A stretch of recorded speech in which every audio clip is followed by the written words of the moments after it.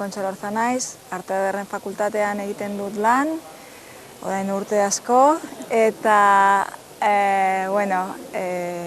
deitu didate hona etortzeko, nik bere garaian egin nuen ikusentzunezko hori espezialitatea, eta etorri naiz epaimahaian parte hartzeko. Maila guztietan egon dira oso lan interesgarriak eta oso ondo eginak.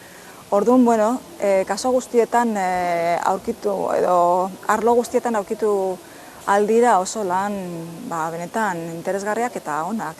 Gaia piloa dago, deigarria iruditu zait adibidez homosexualitatearen gaia agertu dela behin baino gehiagotan, baina sentsibilitate handiarekin landuta, eta, ez dakit,